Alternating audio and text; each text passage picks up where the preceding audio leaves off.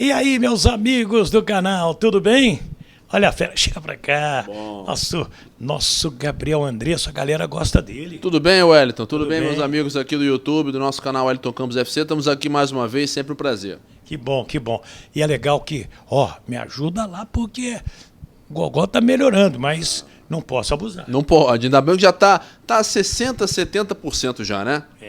Já vou mandar aquele abraço para a doutora Andréia Campanholo, que faz um trabalho sensacional. Vou dar a dica para você de quem está me salvando, meu anjo da guarda. Mas vamos falar de Vasco, vamos falar de seleção brasileira, vamos falar dos jogos da semana, né? Porque a gente não pode ficar só na casinha falando só do Vasco, porque o campeonato gira. Claro, com certeza. A seleção, claro, que chama muita atenção. Também. Mas o Brasileirão não vai parar durante a Copa América e não vai parar durante essa semana, inclusive com um jogo importantíssimo lá em São Paulo. É isso aí. Antes eu peço para você se inscrever no nosso canal, Wellington Campos FC, não paga rigorosamente nada. Vai ter aqueles abraços, sim senhor, tá? Que a galera tá me pedindo. Eu estou em falta com vocês e não paga nada. O joinha é importantíssimo. Chegou, já vai ali no joinha, já clica o joinha. Olha aqui, tá, inscrever, não está inscrito? Se inscreve, mas o Wellington paga quanto? Não paga nada. Para que você se inscreve? Para aumentar o número de inscritos. O que é isso? Chamam de algoritmo. Algoritmo. É um engajamento, né? Quanto mais o pessoal se inscreve, mais o algoritmo do YouTube entende que o seu conteúdo é bacana, é legal e vai espalhando para outras pessoas que não são inscritas. Tá vendo? Então, é o negócio de se inscrever é por causa disso. E o joinha é porque você gostou e o comentário é porque você está interagindo. Então, interaja, deixe o nome da sua cidade, seu nome, para receber o nosso abraço também. Roda a vinheta!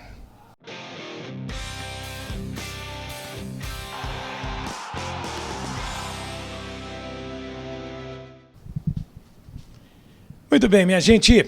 Antes de eu conversar com o meu amigo Gabriel Andresso, eu tenho que falar da doutora Andréia Campanholo. Ela que é deixa eu falar direitinho aqui, otorrinolaringologista. Quem me indicou foi o Márcio Viegas, ele que é um grande inscrito, um grande vascaíno, e a doutora Andréia Campanholo é uma grande médica, está me ajudando, cuidou das minhas cordas vocais, do meu nariz, da minha garganta, dos meus ouvidos, enfim, gente, é, sem dúvida, uma ótima profissional. Estou passando aí o vídeo dela e você pode contar com os serviços dela lá na Visconde de Pirajá, 407, sala 703, em Ipanema, né? É a melhor maneira de ir, se você tem carro, mas vai de metrô, né? Você vai descer ali no metrô e você vai atravessar, já vai estar em frente ao consultório da doutora Andréia Campanholo, que recebe o nosso abraço lá na Visconde de Pirajá, 407, 703, otorrinolaringologista fantástica. Um beijo carinhoso. Estamos aguardando a senhora aqui na Super Rádio Tupi para dar aquela entrevista para a gente. Vamos lá. Meu ídolo, você tá bem? Eu tô bem, e você? Tudo bem. Isso que é bom, isso que é importante. Vamos lá, vamos falar. O que a gente tem hoje para falar é muita coisa, a gente vai tentar resumir um pouquinho aqui. Então eu vou fazer o seguinte: o pauteiro vai ser você. Opa, tá bom. Vamos falar. Vamos começar falando de Vasco? Vamos. Vascão. Então eu vou começar com uma coisa boa. Porque, gente, se você não tiver uma base forte, você não tem futuro, você concorda? Claro. E o Vasco, olha só, esse ano, a base, campeão sub-20 Copa Rio, sub-15 Copa Nike. Está em todas as finais da Copa Rio, sub-15, 16 e 17 e finalista na sub-14 na Copa Voltaço. Isso significa dizer que está sendo plantada ou plantadas, no plural, sementes. Com certeza. E, na verdade, eu acho que isso é uma identidade muito grande do Vasco, né? A gente sabe que o Vasco revelou sempre grandes jogadores, né? Trabalhou sempre na base com grandes jogadores e muitos estão aí até hoje no futebol mundial. Felipe Coutinho, um dos grandes nomes agora, talvez voltando. Luan, que agora está de saída para o México, foi multicampeão no Palmeiras. Alex Teixeira, que chegou a voltar aí ano passado, enfim, muitos nomes, né? Isso para não falar de décadas anteriores. Então, legal ver que o trabalho de base do Vasco está sendo bem feito e conquistando títulos. Nesse momento, estão ganhando o mundo aí. O Marlon Gomes, né? O Andrei. O Douglas Luiz na seleção brasileira da Copa América, né? E assim por diante, outros jogadores que o Vasco está falando do Luan, depois de 7 anos do Palmeiras, está indo para o México e pode trazer uma grana aqui. Eu vou me basear no que os amigos de São Paulo publicaram, né, que o Toluca vai pagar 18 milhões e 700 mil, o Palmeiras tem 60%, 11 milhões. Então, pelas minhas contas aqui, o Vasco fica com 7 milhões e 700 mil reais vendendo o Luan. É um bom negócio. É um ótimo negócio, sobretudo quando a gente leva em conta que o Vasco está vendendo 40% dos direitos econômicos do Luan e ainda tem 5% do mecanismo de solidariedade da FIFA. Bem lembrado. Que é aquela, para quem não sabe o que é um mecanismo de solidariedade, é um regulamento da FIFA que ele prevê que todo jogador de futebol que esteja envolvido numa negociação, o clube ou os clubes por onde ele passou entre os 12 e os 23 anos tem direito a um percentual por ano, né? Se ele jogou de 12 até 18, ele ganha algo em torno de 0,5% por ano em que ele jogou por lá. E de 18 a 23, 0,75%. Como ele jogou esse tempo todo, somando isso tudo, dá 5%. Não sei se fiz a conta certa, mas enfim, se não for esses quebradinhos.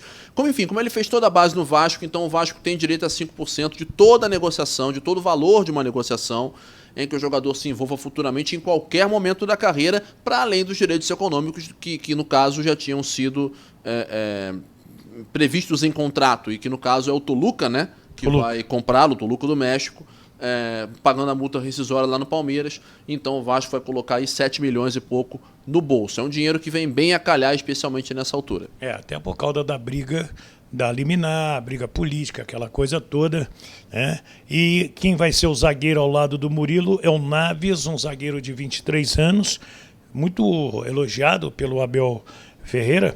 Estão fora o Gustavo Gomes, na seleção do Paraguai, e o Richard Rios, que inclusive fez gol contra os Estados Unidos no último sábado. Vamos então agora, quer ver outra aqui? O Eric Marcos é um jogador que o técnico André Jardine já pediu a contratação dele lá no América do México.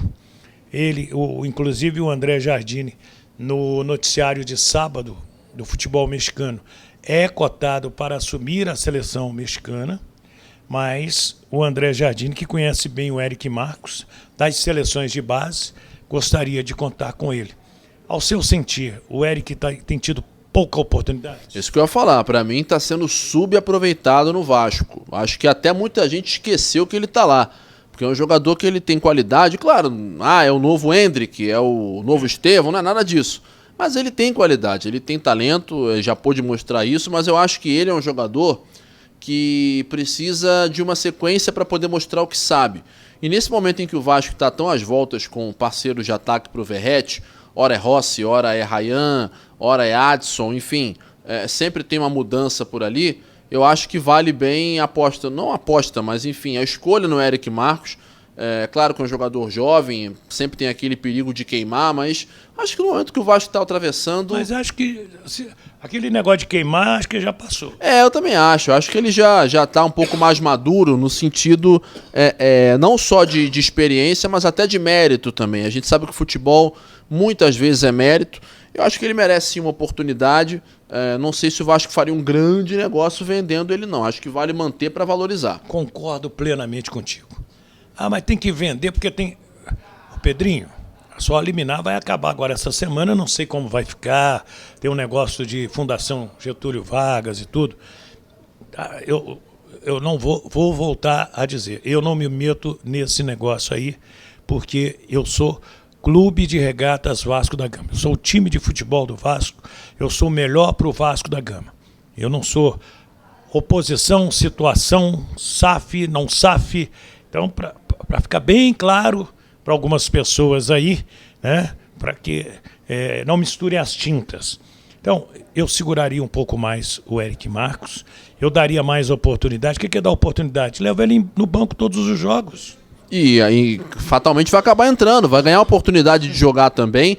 E sabe lá também se não cabia um teste nele como titular ao lado do Verratti. Porque o Ryan não entrou bem no jogo que ele fez. O Rossi também não estou sentindo muita firmeza dele. O Adson é um bom jogador, mas ainda não disse a que veio no Vasco.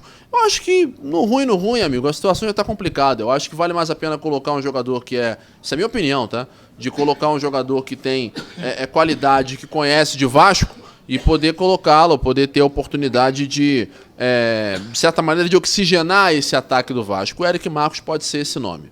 Hoje é dia de Portugal. 10 de junho, né? Dia da Pátria lá em Portugal, que é um dia feriado nacional, evidentemente, que é um dia sempre muito importante. Dia, inclusive, em que o Vasco já jogou algumas vezes e tem até retrospectos positivos. Mas é, sem dúvida nenhuma, um dia muito importante para a comunidade luso-brasileira. Um abraço a todos aí, portugueses e luso-descendentes. É isso aí. Gente...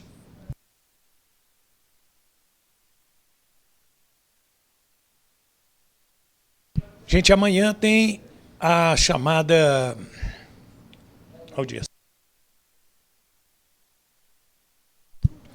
Gente, amanhã tem audiência pública lá em São Januário, é a última, né, das 3. E eu conversei no sábado com o vereador, o Pedro Duarte. E depois dessa audiência, o que vai acontecer? Vamos recordar um pedacinho, um trecho dessa entrevista que nós fizemos sábado lá na porta do calabouço.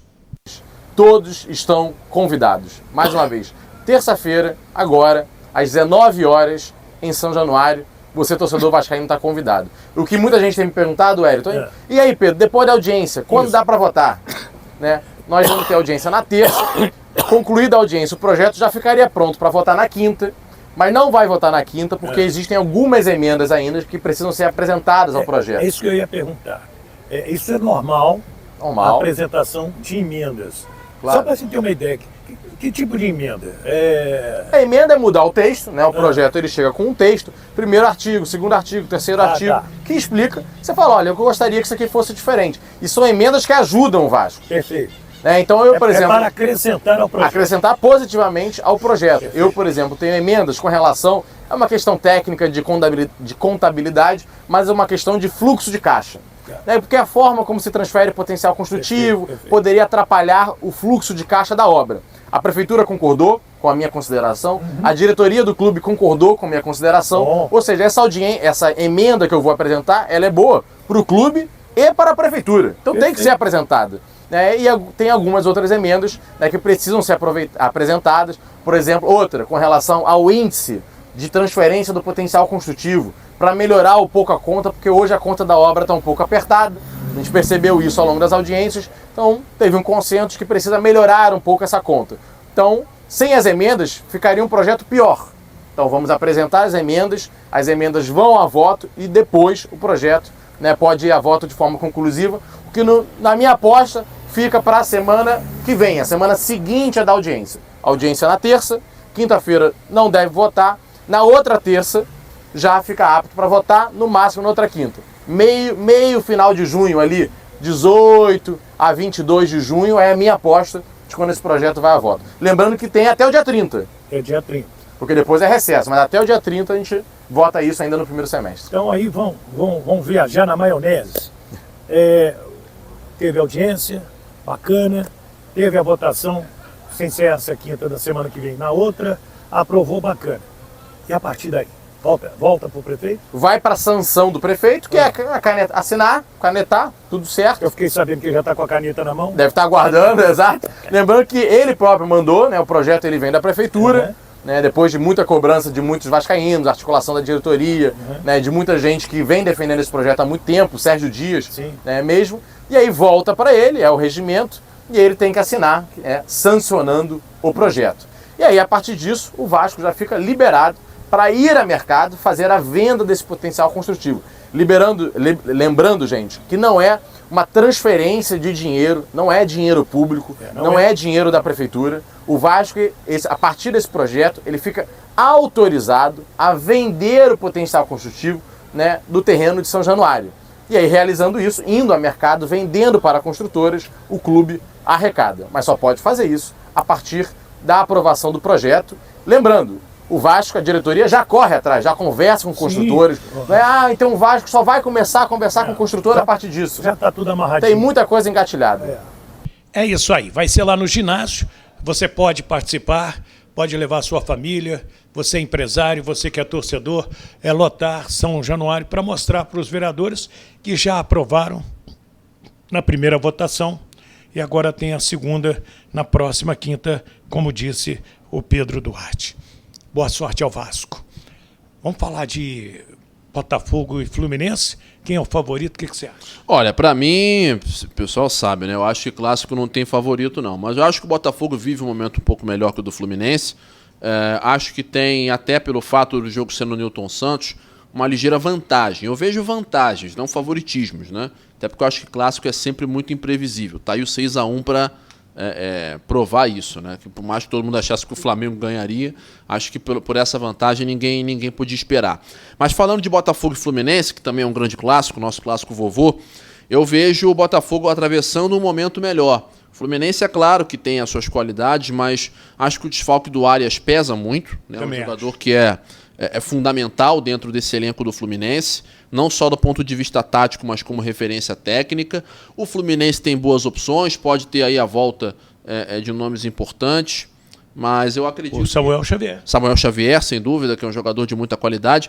Então, eu acredito que também não é azarão, como eu disse, mas eu acredito que o Botafogo, pelo andamento das coisas e pelo viés de subida em que está se encontrando, tem mais condições. Inclusive, a gente já até viu aqui na apuração do Thiago Veras, aqui na Tupi, que a tendência é formar um ataque com Luiz Henrique, Tiquinho e Júnior Santos. Isso aí. Né, que talvez seja o melhor que o Botafogo tem à disposição no momento, já que o Savarino está com a seleção da Venezuela para a Copa América. Aliás, o que os times estão desfalcados aqui com essa Copa América é brincadeira. Quase todo time aí perdendo pelo menos um titular. O Flamengo mesmo perdeu 4 ou 5. É isso que eu ia te perguntar.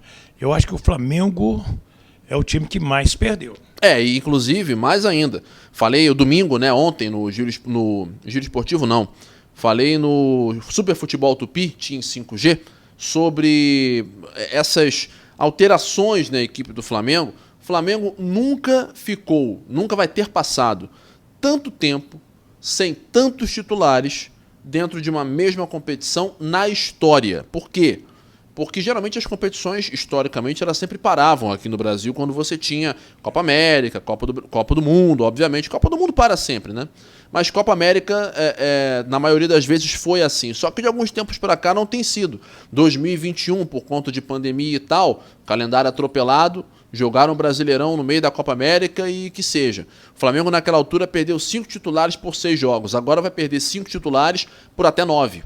Né? Para quem não sabe, Vinha, Varela, De Arrascaeta e De La Cruz, os 4 uruguaios, e ainda o Eric Pulgar pela seleção do Chile. Então são nomes aí que o Tite vai ter que se virar já para esse jogo do Grêmio na quinta-feira no Maracanã. Vão ser baixas muito importantes e vamos ter um time bem mexido, inclusive com o Léo Pereira provavelmente entrando na lateral esquerda no lugar do Ayrton Lucas, que não está 100%, e como eu disse, o Matias Vinha fora. Então o Flamengo vai desfalcado mesmo, mas ainda com um grande elenco. Esse Flamengo e Grêmio de quinta-feira no Maracanã promete ser um grande jogo fechando essa rodada do Brasileirão. É isso aí. Qual que é a sua opinião? Opine aí, né? Vasco e Palmeiras, Flamengo e Grêmio com vários desfalques. Amanhã o clássico, Botafogo e Fluminense. E também quero a sua opinião sobre a base do Vasco da Gama, esse momento aí. Vende um Eric? Não vende? Segura? O que você fala? Opine aí, deixe o seu nome, o seu comentário. Eu prometi, né, trazer os nomes. Segura esse microfone aqui para mim, meu ídolo. Vamos lá, vamos ajudar aqui o nosso Wellington Campos a ler os nomes aqui, os nomes de vocês que estão participando junto conosco. Vamos lá. Aqui, deixa eu mandar um abraço pro Dailton Ferreira de Monte Alegre, Piauí. Né? Quem mais aqui? O Marcelo Lacerda Coutinho. Quem mais aqui? Tem um monte de gente mandando. O Celso Murilo. A minha amiga Conceição da Silva, lá em Ubá, Minas Gerais. O Vantuil Werneck.